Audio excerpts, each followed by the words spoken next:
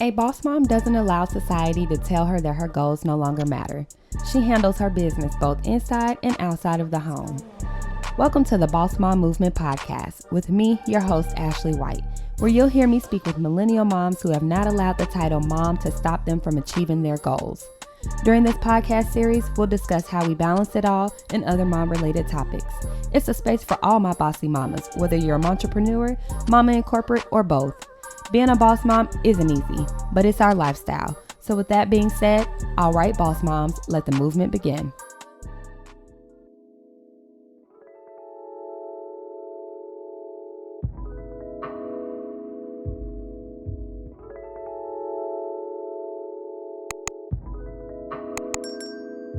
Hey moms, it's Ashley here from the Bawse Mom Movement, here to invite you to join me in the Bawse Mom Mastermind Group. This is a small group that I've created to help us as like-minded women and moms just accomplish our goals. We'll meet on a monthly basis, but you also have the opportunity to have a community at your fingertips as you'll be invited to a private sectioned off group where we'll just be able to discuss on a daily basis different goals that we have for the month and just keep each other motivated and accountable.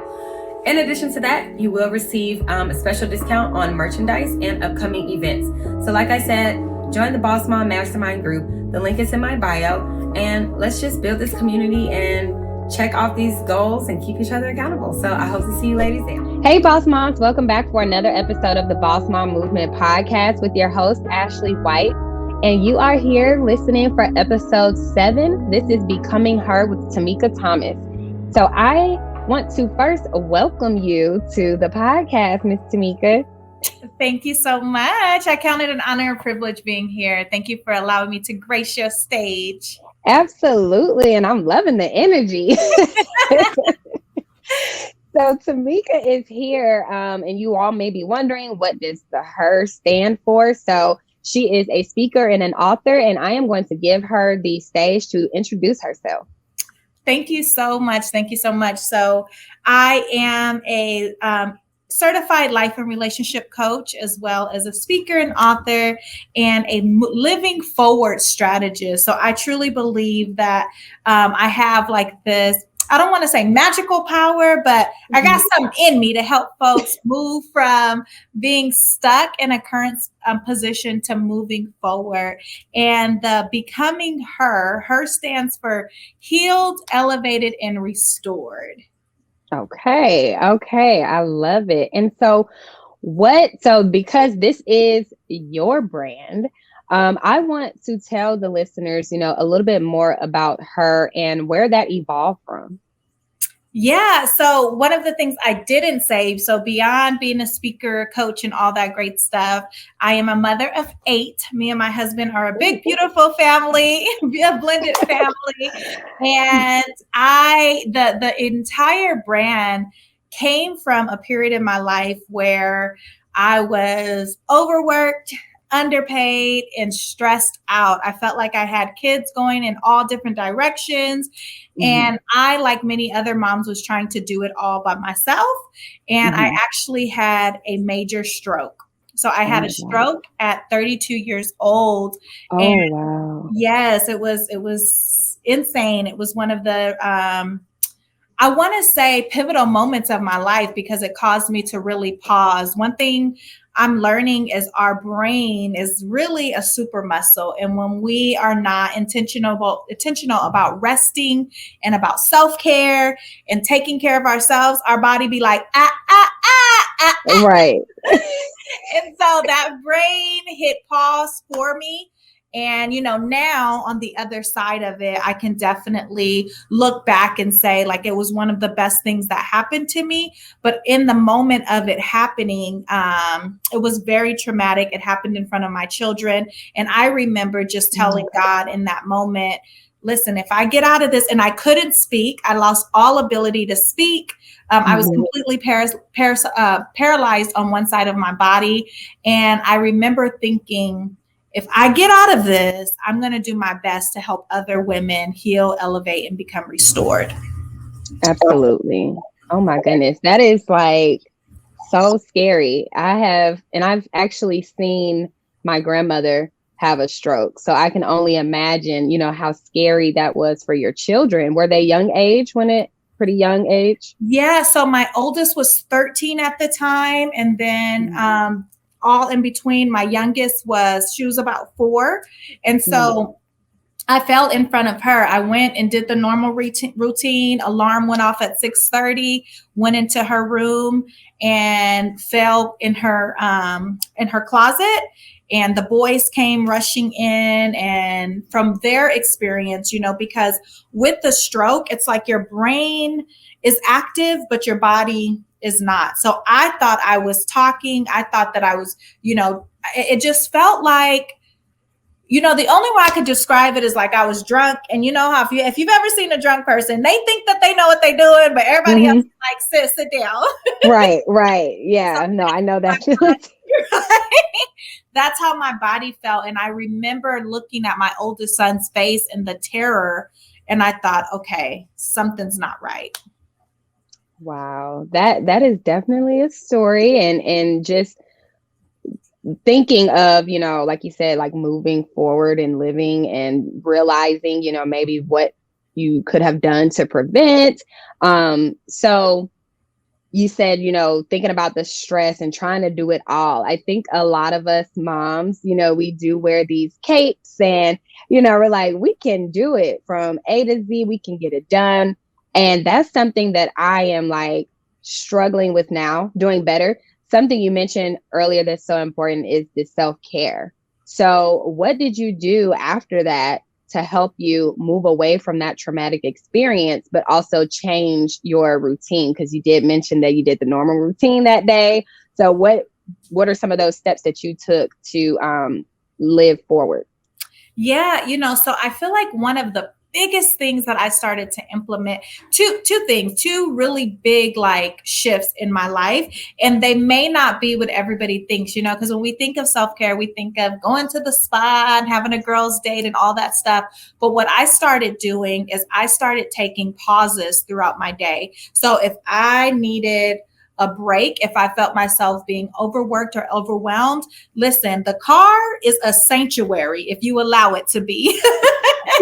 So I would go and I would take these really like holy pauses, and I would go into my car. I would tell the kids, I need 5 minutes. I need 10 minutes before coming in from work. I wouldn't just rush in, they may get, because, I'm picking them up and they're unloading and I'm like, okay, I need 5 minutes. Y'all going in the house, get settled. And I would take those holy pauses. And then the other thing is journaling, because I believe what happens a lot of times is it's here, it's in our heart, it's in our mind. So when those things are stuck there, that's what causes the stress. That's what causes the overwhelm, because we feel like, we have all these to-do lists rolling around in our head. So what I started doing is every morning, I started with the gratitude practice, and I would say what I'm grateful for first, because I feel like gratitude it pays for the damage that trauma caused. Somebody catch that. Okay. Right. Like that's a bar. That's a bar. Instagram caption, something. You know what I'm saying?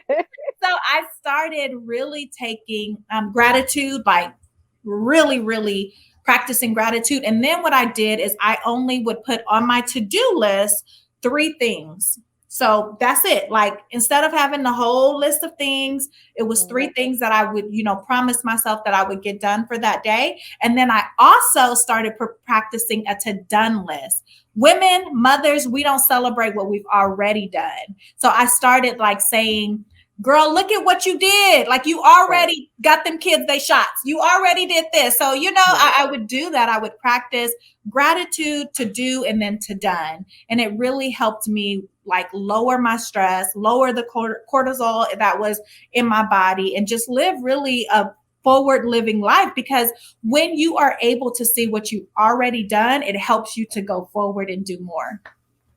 Absolutely. I 100% agree with that. And I don't think that we give ourselves that much grace and that gratitude, like you said. And sometimes just give yourself that pat on the back, like, girl, you have done X, Y, and Z. Like, it's okay to relax. Like one of my things, and like, self-care, like you said, it can be so small and something large, but one of mine is just sitting down and watching TV, just decompressing, like, and not the news or, something that's like entertaining to where I can just laugh and like release. Like sometimes my boyfriend, he'll be like, we're gonna fold these clothes, and I'm just like, I'm just gonna watch TV tonight. Like I just need this time. Like, and he understands, I think, gradually as we get further into our parenting, it's just like, okay, some days I don't want to do anything. Like, and I deserve that because I'm working, I'm taking care of the baby, taking care of the household, just doing the womanly, motherly thing.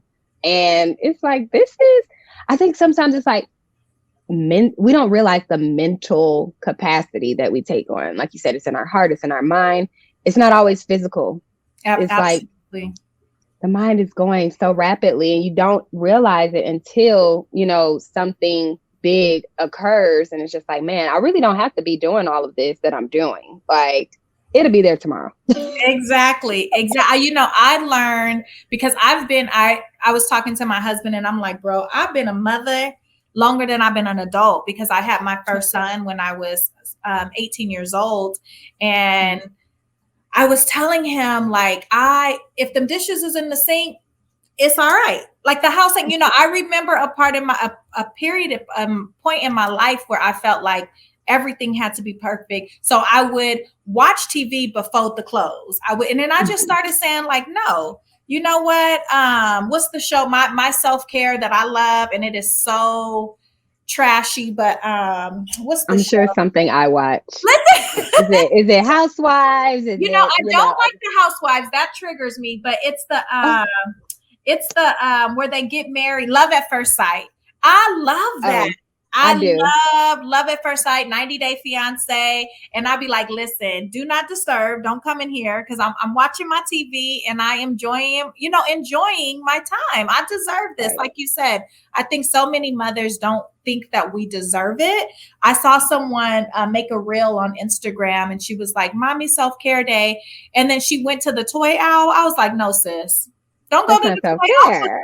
Self-care. I mean, I'm always a mom first, but self-care, put the kids over here. And what does mommy like to do? It's not pick out toys. Exactly. That is so funny. But again, it's like that mind, we don't know how to shut it off and have those pauses. And I think that also kind of like triggers that mom guilt because it's like, okay, if I turn it off for just a second, am I not being a good mom because I just want to think about me right now? Like, that's one of the reasons I even started the platform is because I think we lose ourselves in being a mom, and while it is great, it is our priority. We're still who we are before we entered motherhood, and I think it's interesting. You said you entered motherhood quite early and you've been a mom longer than you've been here. Like, that, how was that, even just transitioning? It's interesting because you said something about mom guilt and us, feeling like if we do for ourselves. And I just want to backpedal a little bit because I believe that comes from a place of us somewhere in our childhood where we felt like our mom didn't do her best, right? So that a lot of us have these stories that we continue to tell ourselves and that maybe other people have told us that, I ain't going to do that. My mama did that. I'm not going to do that. Or this person did that. And I'm not going to be that type of mom. And that's really, kind of where life was for me. My mother was a teen mother. I was a teen mother. And I was really like, I'm not going to be like her. So I worked so hard to not be like her. But then I also neglected so many parts of me that now in my early 40s, I'm learning who I truly am because I spent so much time just trying to outrun being a bad mother. And I think a lot of women do that. Like we're so busy that we miss those moments because listen, those of you that have little ones, my oldest is 23. And I look back and I think, how? Like, where did all that time go? But I was so busy trying to be perfect. Perfect is a trauma response. Like, that comes from trauma. There is no such thing as a perfect anything. But we spend all this time trying to be perfect. So for me, and I don't even want to say I lost a lot of my like early, young adulthood, because I still, it caused me to be her, right? To be healed, elevated, and restored. Like, I wouldn't have the brand, I wouldn't have the audience and the community that I've been able to build if that wasn't my story. But it hasn't always been easy. Listen, it ain't always been easy. I can only imagine. So let's talk about the brand. So what, I know you're speaking, you have, you're an author. So what does the entire brand encompass? So I really help women that are going through a transition, mothers, women that are looking for love, women that are, just in this space of transitioning from one period of their life to the next. I help them because I understand that we can't get anywhere until we heal what we hide.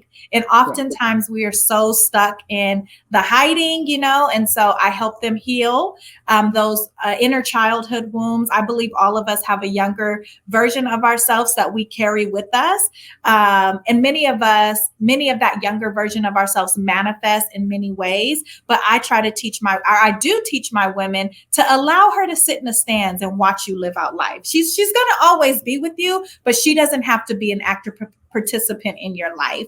And so once we heal those areas of us, then we can elevate. Because listen, sis, I have elevated to places that I only imagined 10 years ago. I only imagine, I tell people my life is really, it's captured in my journal. If anybody ever found my journal, they'd be like, sis was out here dreaming, because I really was. But my life has elevated to the past my prayers and past my dreams. And then once we elevate, we can restore, and I believe, I am a believer, and I believe that God gives us the ability to restore everything that was tried to be taken from us, because I don't live my life believing that anything happened to me, but I believe everything happened for me.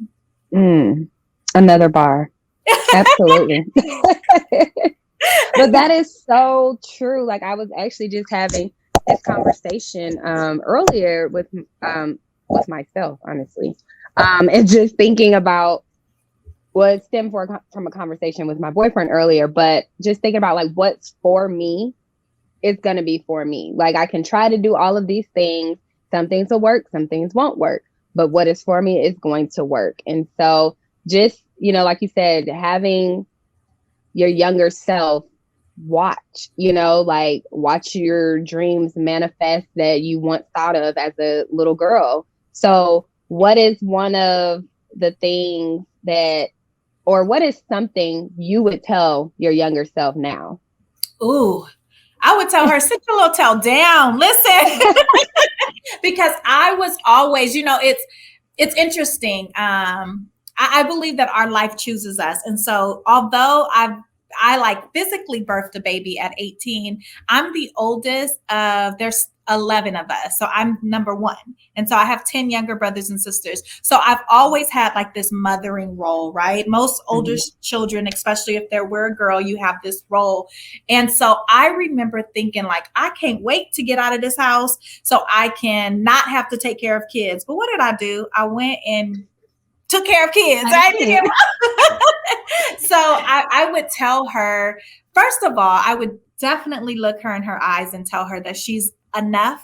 She's been enough, and she will always be enough. So I would really love on her and let her know that she has nothing to hide. She has nothing to protect, and she has nothing to defend. That's good. That's real good. I think I would tell myself, live for you.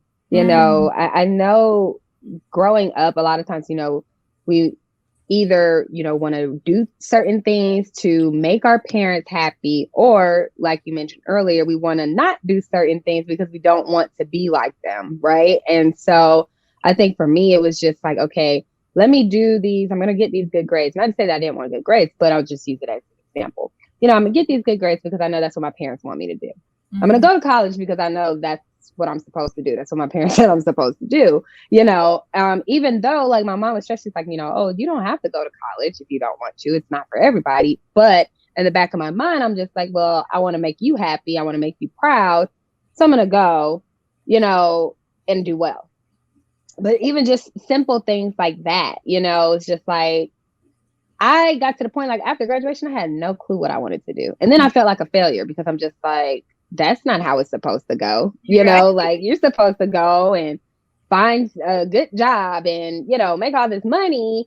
And that wasn't my story, and I actually went into college recruitment. So I would tell my students that I'm like, you don't have to have it all figured out. That was what I thought in my mind. Why don't I have this figured out? I'm supposed to. But you're graduating at 21, 22. Like, it seems old when you're like 16. And then you get there, you're like, oh, I'm like still a kid almost.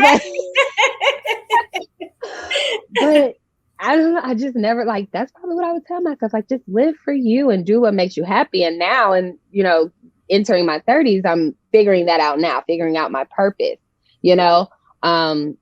and that's okay. I feel like, there's no time, even though we stress time all the time, but you can figure it out. Like, you just got to go through life. So I think that's, interesting too. Like you said, girl, sit down. Sit down, and I love that you said that, because I feel like even as a mom, if we tell ourselves like, it's going to be okay, like you're going to figure it out. I've come to like really the resolution that I'm going to make mistakes because I'm human. Like, I'm a flawed human. And so there are going to be some things that my 23-year-old, that my 18-year-old be like, oh, you did blah, blah, blah, but the thing of it is I'm able to tell them. I always tell my kids every time we run into like these little hiccups and them girls, they be wanting to fight and tussle. And I'll be like, listen, right. I'm really lucky because my kids, for the most part, it's a beautiful, beautiful relationship that I have with them. But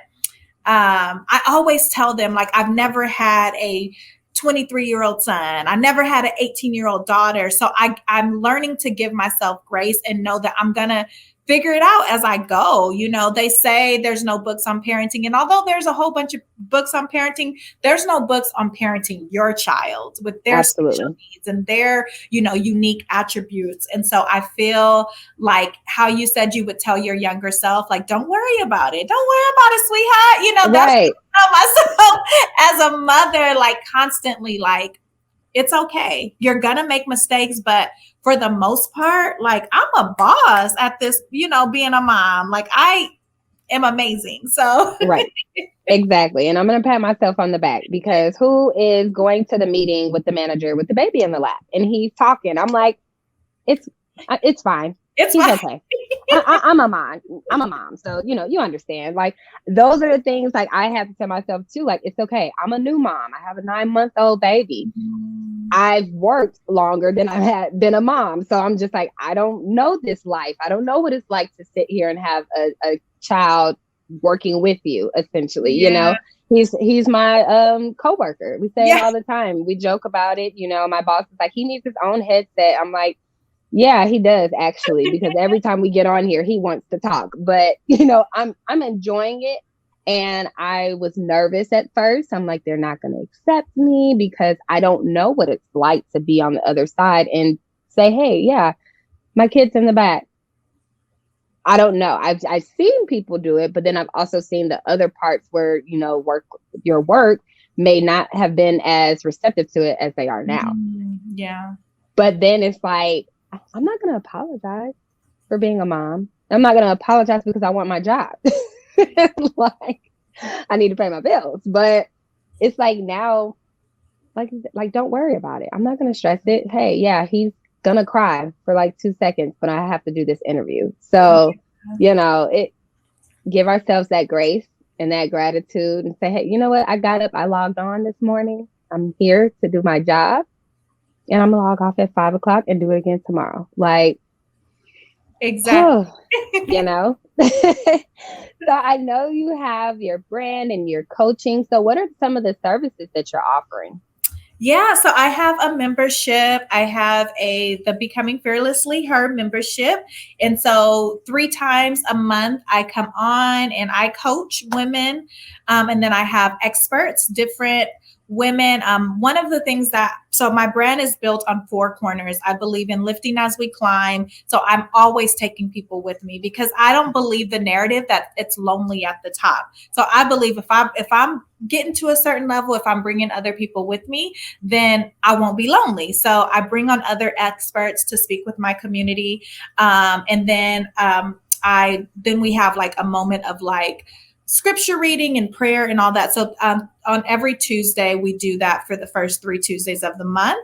And then I also have a coaching program where I walk women through an intensive 12-week program in order for them to be, do, and have their heart's desires. So that is an amazing program that I absolutely love. Some of my women, listen, I have this one lady that she was a fiance for 7 years. And I'm like, look, sis, if you want to be married, What?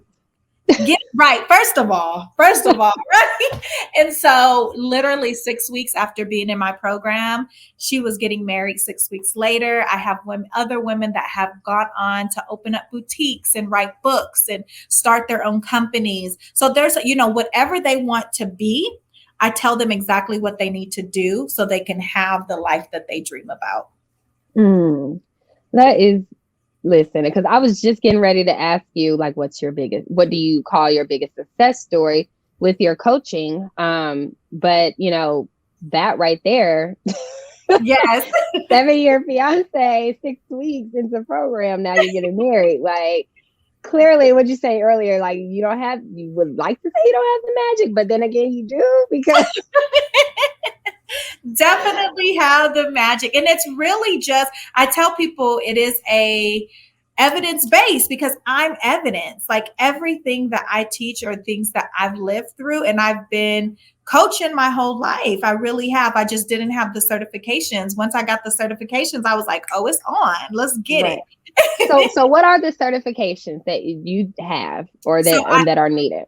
Yeah, so I have a certification in a life coaching certification and a relationship certification.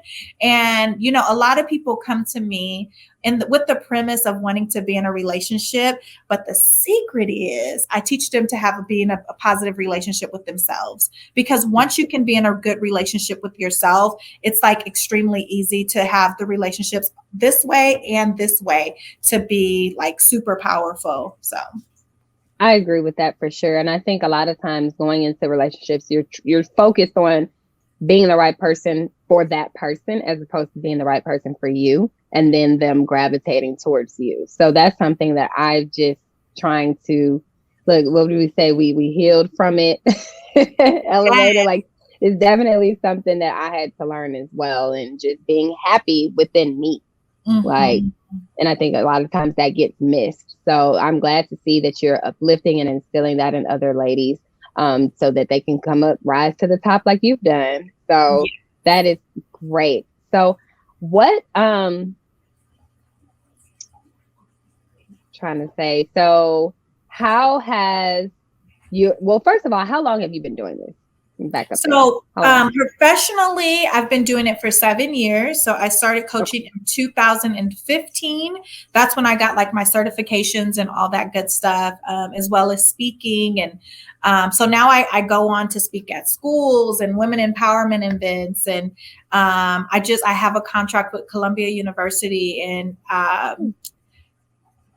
New York. Had a little brain freeze there. So some just really amazing things that are going on. So professionally, I've been doing it for 7 years. But like I say, I believe I've been doing it my whole life. A lot of people say that they need to find their passion or they're looking for what's their passion. It's usually what you're already doing. And it just comes easy to you. And you feel like this can't be it. I was always the friend that my girlfriends would come to and be like, girl, do you know? Don't tell nobody, but, and I'm like, I hold some secrets if y'all ever, so if we ever stop this friendship, like, right? So I've always been that person that was like holding people's hand through traumatic events or through transitions.